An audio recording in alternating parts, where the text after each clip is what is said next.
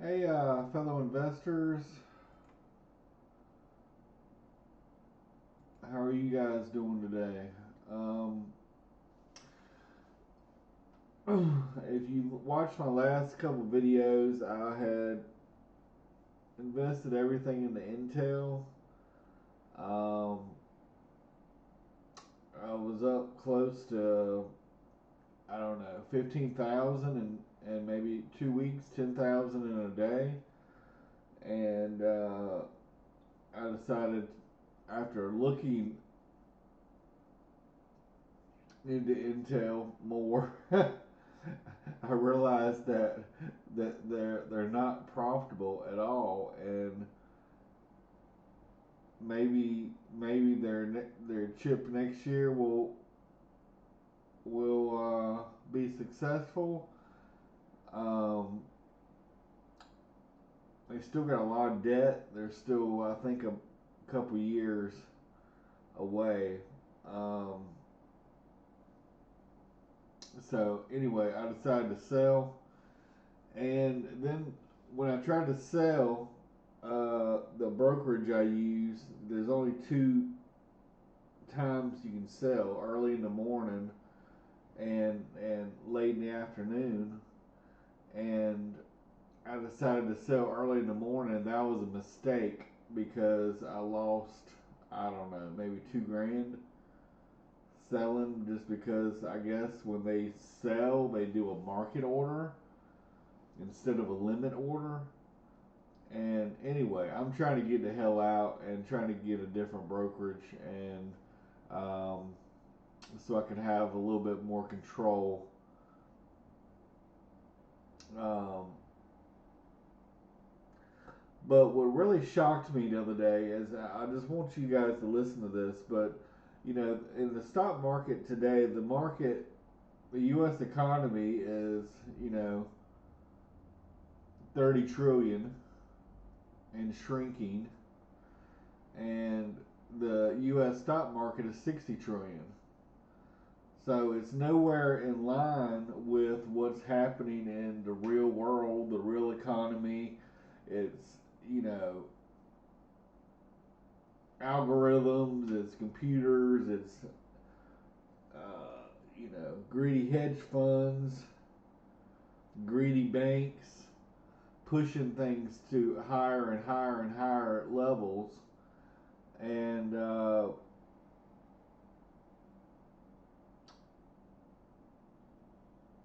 the problem that I see is the banks are doing the risky. Banks are supposed to be safe. Banks aren't supposed to be risky, and the banks are doing risky stuff. And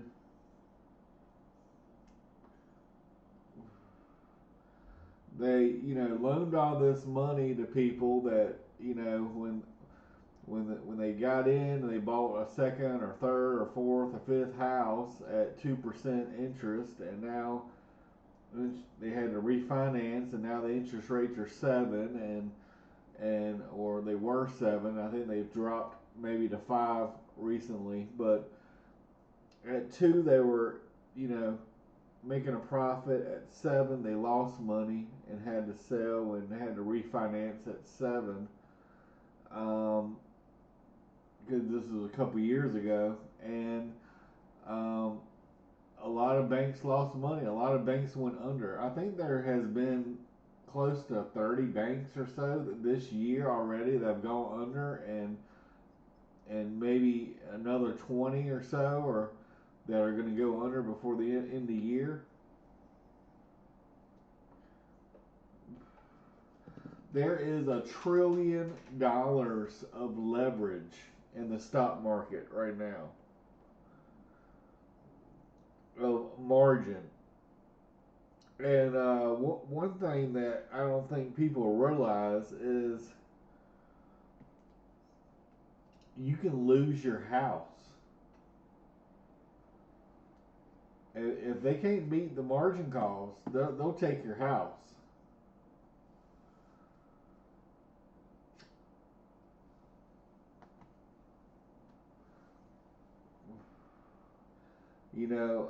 Credit card debt is, all all-time highs. Credit card defaults are very high. You got student loan debt. You got car debt. Uh, People have all these mortgages that they can't pay. They got, because their homes appreciated in value so much. Now they can't pay the taxes on their homes. Um, Layoffs are coming, and you know, we still don't know if we're going to World War III anytime soon. I mean, uh, if Europe gets involved, I mean, we could see an all-out World War III here pretty soon.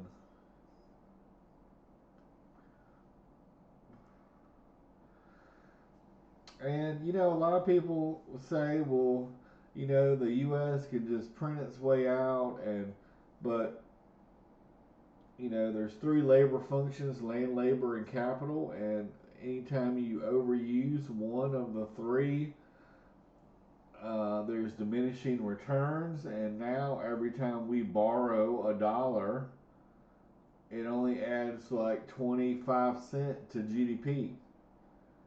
And we still got to pay the principal down plus the interest of $1. But it's only giving us 25 cents.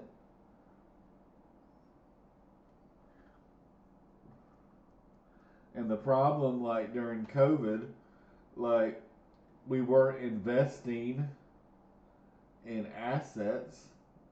We were just investing in daily consumption needs. So we weren't investing in any assets. We printed $6 trillion.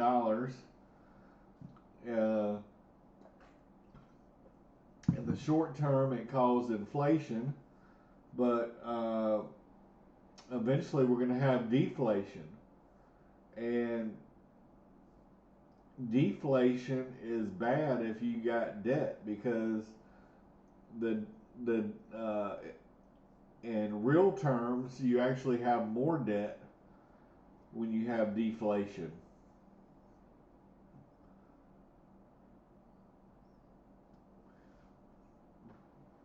Anyway, I just want to listen to like 5 minutes of this guy. I listened to it before, and this guy allegedly has called three crashes. So anyway, like I said, I told you I sold the Intel stock. I was up about 15 grand, but when I sold, I lost maybe 3% that day, and lost 2 grand maybe. So, but I'm all in cash right now. Trying to transfer to another brokerage and um, wait this out. I mean, this has been a crash has been coming for years, but they put $6 trillion into the economy, and most of that money went into the stock market.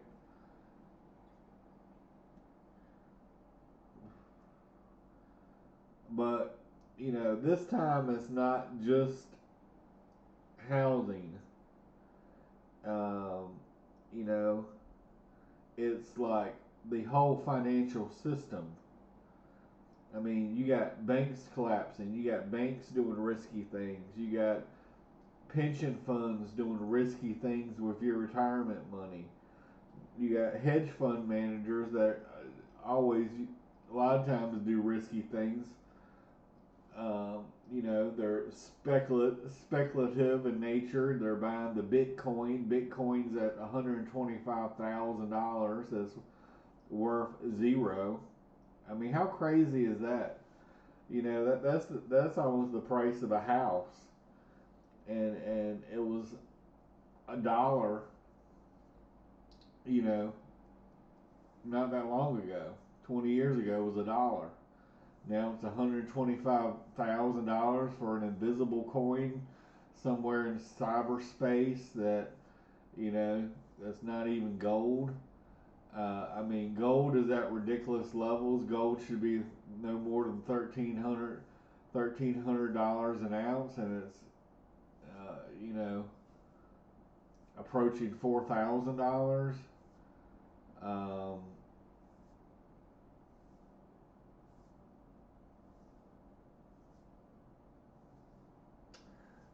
I mean, people have the FOMO. They stay in because they fear of missing out.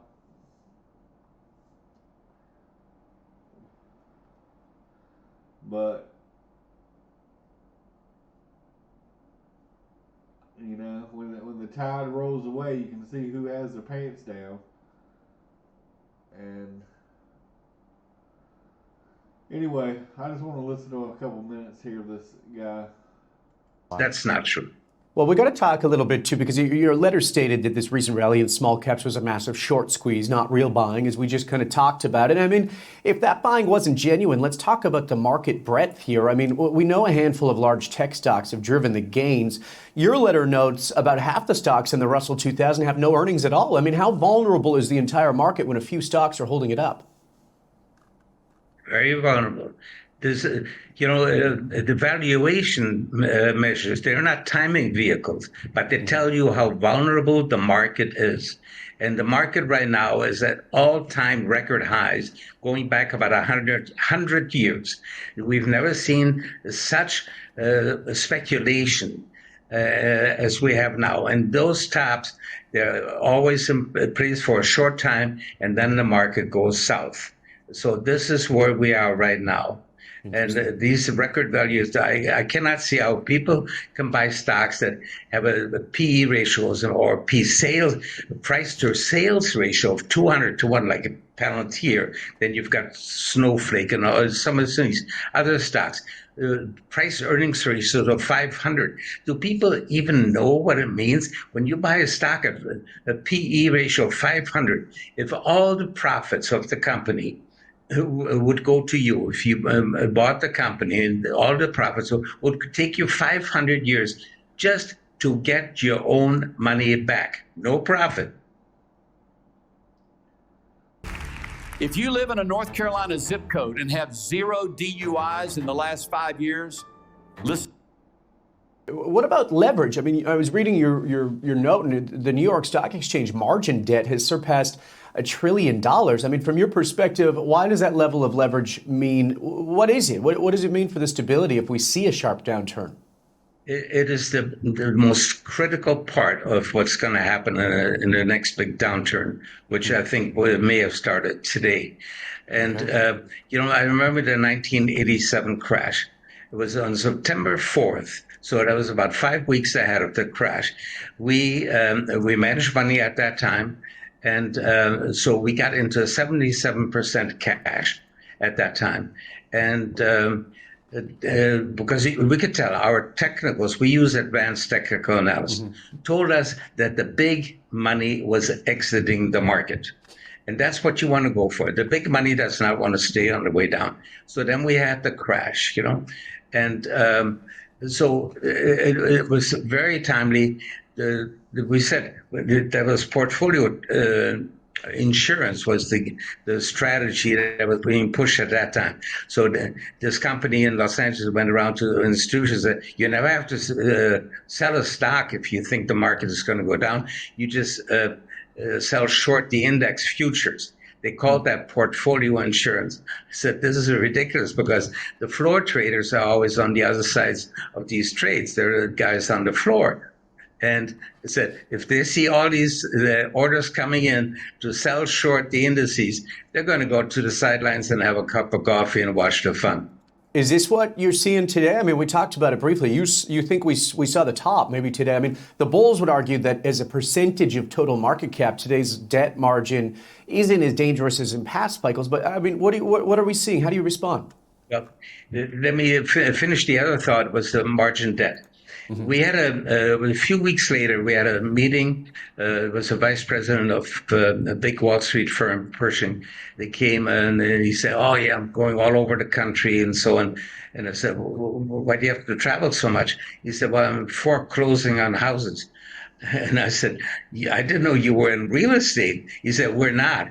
These are foreclosing of people who can't meet their margin calls. How many margin call people or margin players, which you have to have $5,000 in your account, and you can qualify to buy on margin. How many people do you think know that they can lose their house? I don't think there are very many people that know that they can lose their house, you know. So and that's what's going to happen in this downturn. People have been buying these 0-day options. They start trading in the morning, and they expire in the same day. Over the majority of call options are now the 0-day options. This is ridiculous. Most of the people are in the double and triple leverage ETFs. They're all going to get margin calls they cannot meet, you know? So we're going to see a fiasco of margin calls going out that people cannot meet, and they will lose everything. Yeah, that's wild to hear. I mean, when you start thinking about these shorting cycles, we've seen it before. I mean, how widespread do you believe that this specific risk is for the average American investor today? Well, right now, the margin call is at an all-time record high, the margin buying. Okay, so this could be the worst that we've seen since 1929. You know, I hate to be a gloom there. I never believed all the people that were talking about gloom and gloom, but this time I take a look at how stretched out everyone is and how nobody cares about earnings anymore. They've got the meme stocks, etc. I said, this is insane that people are buying at these valuation levels, you know. Nobody cares about valuations. I mean, what do you think buying a stock is? You know, I mean, a lot of people, I've heard people say, "Oh, that all doesn't matter if it's going up, buy it." Yeah, well, that's not the best reason to buy a stock. Yeah, well said. I got to ask you about some of the data too, Bert. I mean, the big jobs report is coming out this Friday, and your letter suggests that a weak report is coming and that it could prick the bubble. What are you seeing in the underlying labor data that gives you that conviction? I mean, if that's the case, maybe we're not at the top of the market today. Maybe it's then? We have been in a recession for the last 2 years. Is being hidden largely by the jobs numbers. We've written how phony the jobs numbers are. In January 2023, so that's 2.5 years ago now, there was a jobs report for January, and it just said 514,000 new jobs have been created in January. That's impossible. January is always down because seasonal workers, they leave, you know. And so we looked on the BLS website, their own website. We call it the BLS stands for Bureau of Lying Statistics. And and they showed 2.5 million job losses, not 514,000 gains. So the published number that was on TV was over $3 million wrong. Yeah, Can you wild. believe that? But people believe it. So luckily here, Mr. Trump and his people, they called the BLS on to task on this, and they fired the head of the BLS, which was really a very high time. Are you still stuffing your kangaroo hoodie pockets? You need the new 340 GS. But this is labor statistics, Jeremy. I'm talking also about GDP statistics. All these economic statistics out of Washington, they are untrustworthy. You cannot trust them. They're as bad as those numbers that come out of China, and we have never believed the numbers out of China. As bad as the numbers out of China. I'm going to remember that because, you know, if they have been basically putting out these numbers, and we've been reporting here at Kitco for almost years now about the numbers changing, whether it's the BLS and some other financial data. But if they do put out some Goldilocks reports, you know, not too hot, not too cold, wouldn't that be the perfect catalyst for the next leg up in stocks, kind of like what you're saying has been happening all year? The next leg up in stocks, yeah. You go from record valuation levels to even higher record valuation levels. It could happen. You know, pigs can fly, I've heard. I've never seen one fly, but maybe pigs can fly. I don't know. I got to ask you about the divergence too. There's another fun fact in your report. You were early to point out that divergence between Bitcoin and the NASDAQ, and for years they've moved together. But why is Bitcoin's recent weakness such a critical leading indicator for you, Bert? I mean, I think it's about 110 today. Yeah, I think the cryptos, you know, I've said that. And it's 125 now. So this is a month ago. from the beginning. And of course, I know they've had good gains and so on. They've also had 80% declines and so on. So the corrections in cryptos are pretty bad. But when it comes right down to it, a cryptocurrency or Bitcoin is a figment of the imagination. There is no intrinsic value. The intrinsic value is zero. You give them good spendable money that anyone will take, and they give you a key with a number. That's it. Okay, so somebody ends up with something valuable that you had, and they give you a number, a digital number. And what is the value of that number? Can you buy a beer for it? Can you buy a loaf of bread? Can you go to a Safeway supermarket and buy groceries with it? No. What can you do with it? Oh, you can use it for smuggling drugs. Well, I don't have any urge or need to smuggle drugs. I got to ask you, I mean, a lot of people will be writing me when they see this and they're going to say, hey, you got to call them out on this. I mean, the market cap has surpassed $1 trillion on the Bitcoin, making it larger than any, or many, I should say, of the world's largest banks and companies. But how do you reconcile something having that much real world value with the idea that it's not real? Yeah, Bernie Madoff had the biggest profits. Alleged option trading is very profitable, record profits and so on, until they found out he made no trades. They were all phony entries. Okay, so scams will go to record highs from time to time. I consider all the cryptos a big scam. Well, we know that you prefer gold to Bitcoin right now, and you've been stacking that for a long time. I want to talk a little bit about your process. I mean, after 49 years, what are the first things you look at every morning that you get just to get your bearings to the market when you wake up in Hawaii? Well, the most important parts of the market for me is first of all the bonds. I want to see if bonds are up or down. I want to see what the dollar is doing, then what the precious metals are doing, and then I go to the major indices. So that's basically the process, and we look very much at volume. A lot of people use technical analysis. They only look at RSI or MACD or moving averages and so on, but they miss the critical component, and that is the volume. You want to know what volume is. Volume times price gives you the amount of money. So if you don't have the volume, you don't know how much money is being traded or going in or going out. So we measure supply versus demand versus using an indicator. We call it the Doman money flow. It's an indicator we developed. Doman money flow, and it tells us if money is going out or going in. And what we've seen over the last 6 weeks, we have seen, the indices have been going up, like the NASDAQ and so on.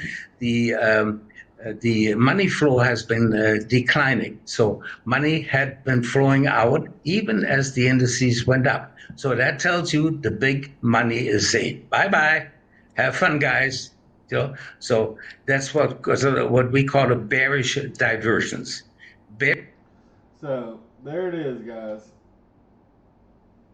That's why sitting back, holding cash. Ray Dalio said cash is trash, but in a market collapse, especially like 1929 that no one remembers because they're all dead or too old with dementia to remember, you want to be in cash. And then once the collapse happens, that's the time to jump back in. Alright guys, thanks for watching.